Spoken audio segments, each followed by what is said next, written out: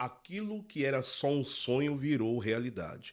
Enfim, chegou a reforma tributária no nosso país, na nossa nação, algo que foi demasiadamente solicitada por por diversas empresas, diversos órgãos de classe, né, pessoas do próprio governo já há muitos anos têm solicitado e pedido, só que a reforma chegou com diversas questões que têm deixado mais dúvidas do que certezas.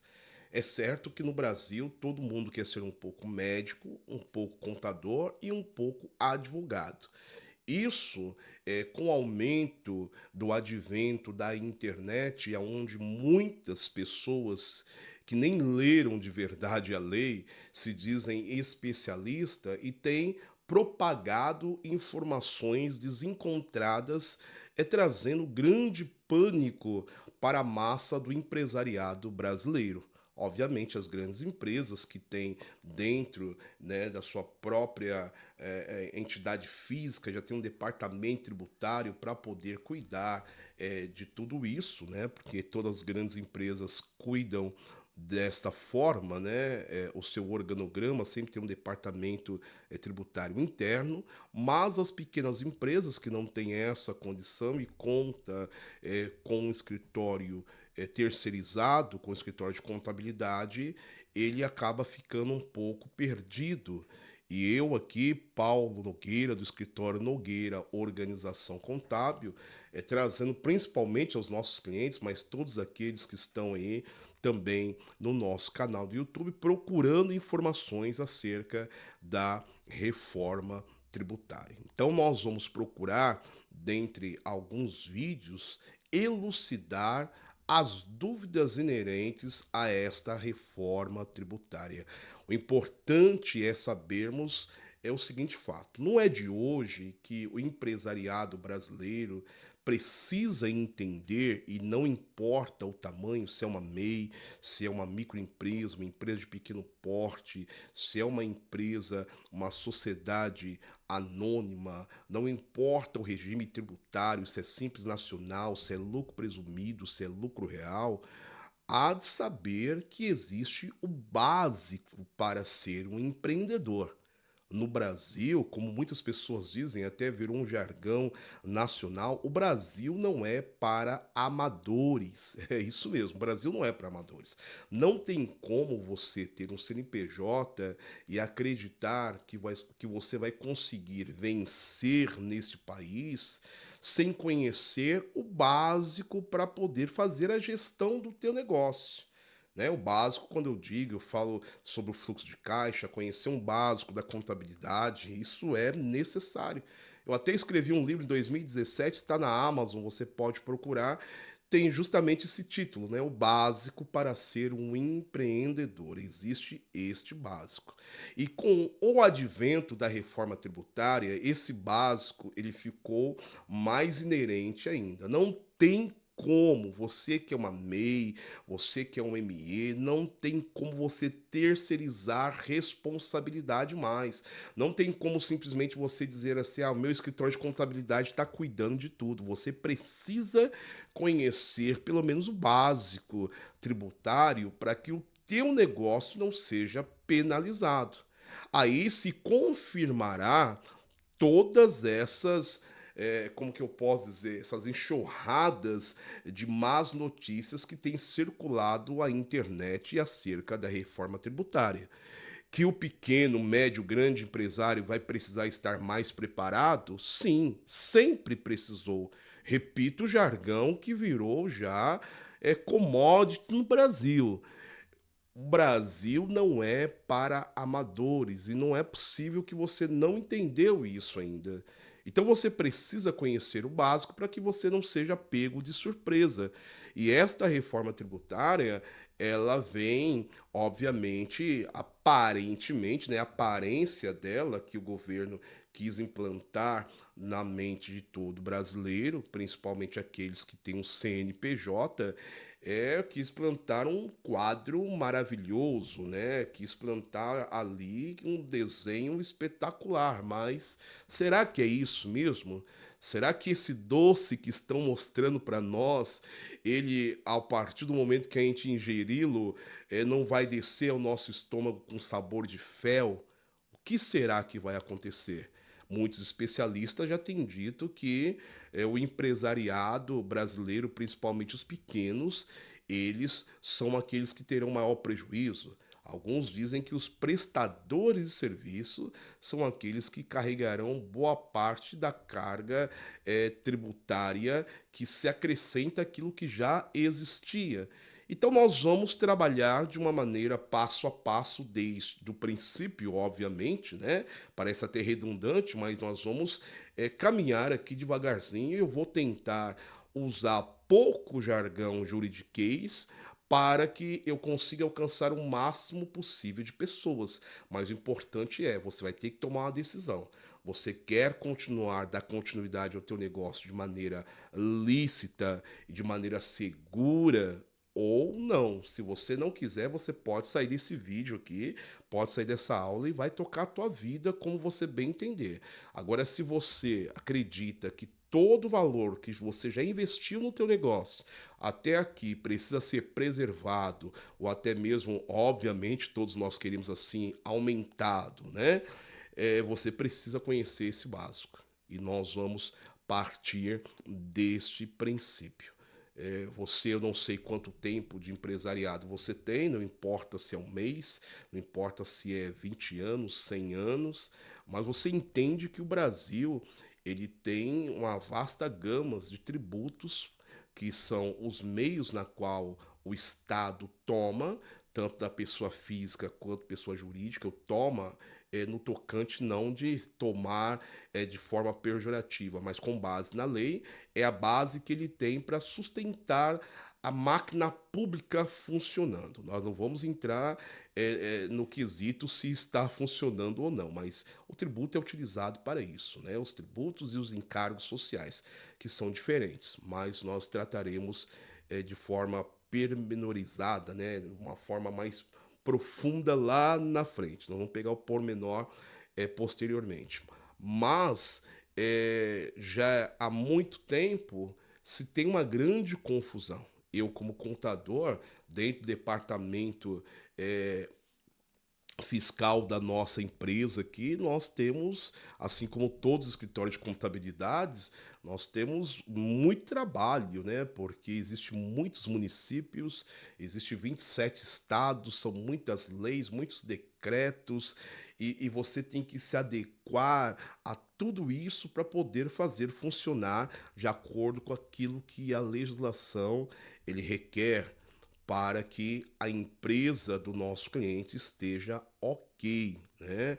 Para que os nossos clientes não tenham aí nenhuma sanção fiscal, não tome nenhuma multa, não seja prejudicado com o erro, né? Com o erro, de repente, no cálculo de imposto, pela má interpretação de uma legislação. Então se pediu há muito tempo que mudasse isso um pouco, deixasse as coisas de uma forma mais simples. E nós vamos verificar se isso de fato está acontecendo. Estou munido aqui do meu material, que eu vou utilizar como base. Nós vamos usar aqui um sistema como se fosse uma lousa, para que você venha me acompanhar, tá bom? Vamos lá, nós vamos tratar sobre a reforma tributária. Então, o escritório, a Nogueira, a organização contábil, tomou cuidado de criar aqui, né, um guia estratégico para essa nova realidade que nós estamos vivendo, que é esta reforma tributária. Então, nós vamos navegar de uma complexidade inerente, conhecida por todos nós, né? Por isso que a imagem mostra esse emaranhado. Nós vamos sair dessa complexidade e fazer uma transição, preparando-se para essa que será uma oportunidade. Será que verdadeiramente a reforma tributária é uma oportunidade? É bem conhecido de todos nós que enquanto alguns choram, outros vão vender lenço. Alguns, obviamente, entrarão nessa reforma com um olhar totalmente diferente de outros. Alguns já estão reclamando.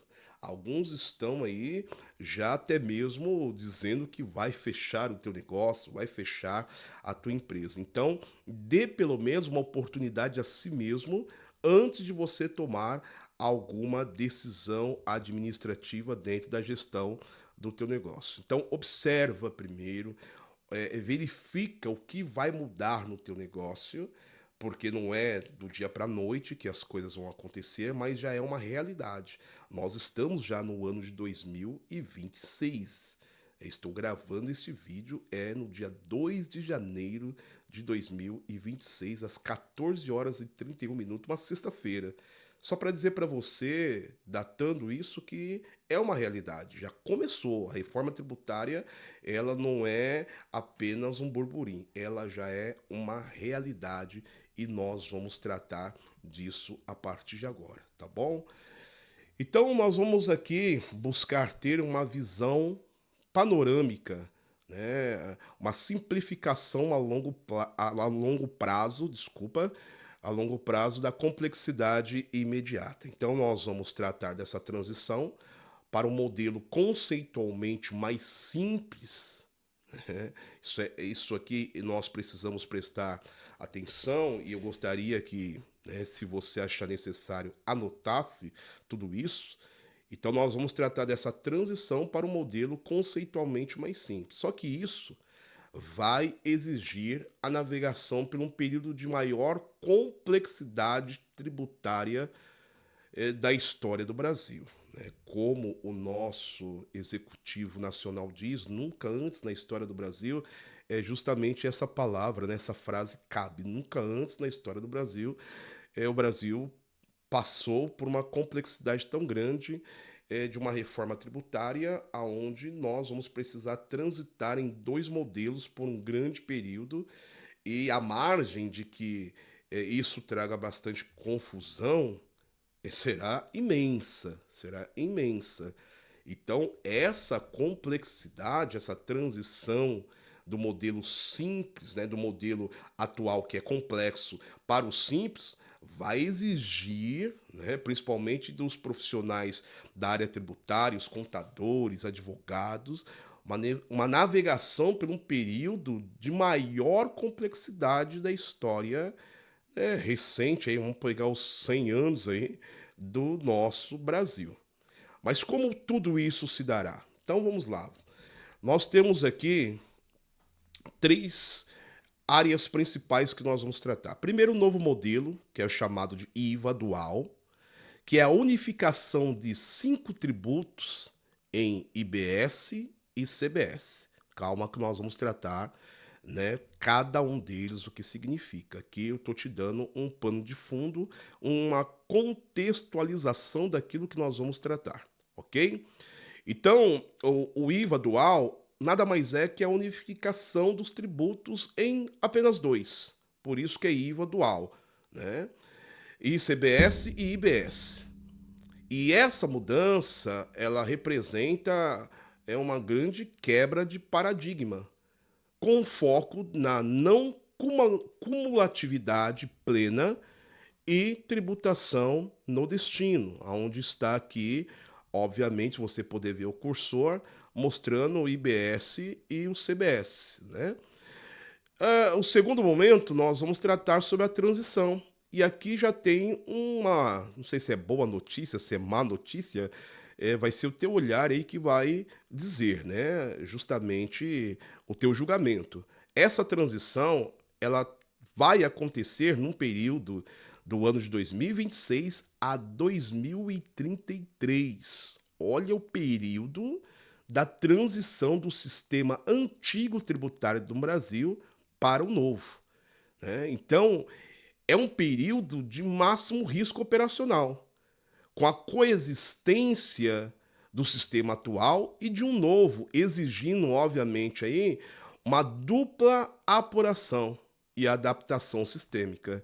Inclusive, até mesmo as empresas de software tributário estão todas desesperadas, porque elas vão precisar, dentro de um mesmo sistema, ter duas formas de tributação. Porque de 2026, que nós estamos vivendo agora, até 2033 é o período para que se complete essa transição tributária. Então, as empresas têm de 2026 até 2033. Nós vamos mais para frente mostrar todo o calendário, como as coisas irão acontecer, né? Conforme o tempo vai passando, a complexidade vai ficando maior. Mas o importante é mostrar a você que tem esse período, né, de 2026 a 2033. Nós estamos falando aí praticamente de um período aí de 8 anos, né, 7 a 8 anos para poder terminar essa transição. Conforme o Lucas da Reut, um tributarista, ele fala que até 2033 vamos ter que conviver com dois sistemas tributários. Imagine isso, pessoal. Uma única empresa ter dois sistemas tributários. Então nós teremos o sistema atual, né, onde eu estou colocando o cursorzinho aqui, até o novo sistema. Só que isso traz bastante risco operacional de erros, porque até os próprios que fomentaram essa lei ainda têm algumas dificuldades de explicá-la, né? Ficou a cargo aí dos contadores, dos tributaristas, os advogados trazer essa novidade, né? Então nós vamos ter uma dupla apuração, e isso não é facultativo, isso é obrigatório, tá bom? Nós vamos ficar todo esse período, 2026, 2027, 2028, 2029, 2030, 2031, 2032, 2033, 8 anos nesse processo de ter uma dupla tributação no nosso país. Paulo, mas como isso se dará? Calma que nós vamos explicar para você mais para frente. Né? E o terceiro assunto que nós vamos tratar, que é o foco em 2026, que é o ano que nós estamos vivendo agora. Então é a preparação para a fase de testes, só que ela não é opcional, tá? Ela não é, nós não queremos ter a dupla tributação esse ano. Não, nós sentamos aqui, nossos sócios, e decidimos que nós não vamos começar a reforma tributária do nosso negócio. Não, não é opcional, não é facultativo, é obrigatoriedade. Ou seja, os contadores aí vão ter um trabalho duplo para poder realizar a apuração do imposto de uma única empresa, tá bom? Então, 2026 é o ano mais difícil, porque é o ano que vai se testar muitas coisas, né? E deve ser tratado como laboratório para adaptação de sistemas, processos e também de equipe. Sistemas, processos e equipes. Vou repetir: sistemas, processos e equipes. Então, cada empresário que tem um CNPJ, você pode ser um eu empresa, somente você.